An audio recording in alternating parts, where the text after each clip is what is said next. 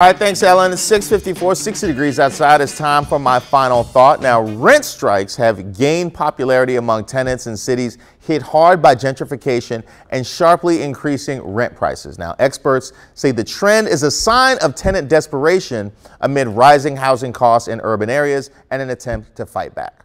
Michelle Wild Anderson, a Stanford Law School professor who specializes in housing issues, said, quote, "Tenants are becoming more willing to organize around the notion that they're paying too much for too little and they could still lose their homes," end quote. She continues on to say that creates a kind of fearlessness because you have less to lose. Now, when your rent is steadily increasing, yet your building is suffering from water and fire damage, has bed bugs, rats and roaches, crumbling structures, mold, faulty electricity, and unreliable heat and hot water, that's a lot to stomach. It's exactly what the tenants of an apartment complex in Brightwood Park are reportedly dealing with right now.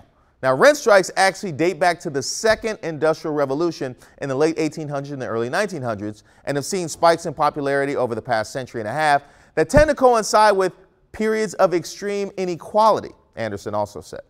Now, experiencing all these widespread problems at once and paying more for the privilege would definitely push people that don't want to pay another dime away. But the reality is that these buildings have a disincentive to fixing these issues when they know rising property values means huge profits if they can empty out their existing residents.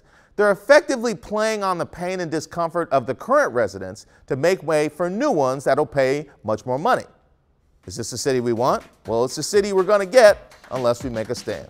We're going to continue this conversation on Facebook. You guys have a beautiful Monday. We're just 24 hours away from celebrating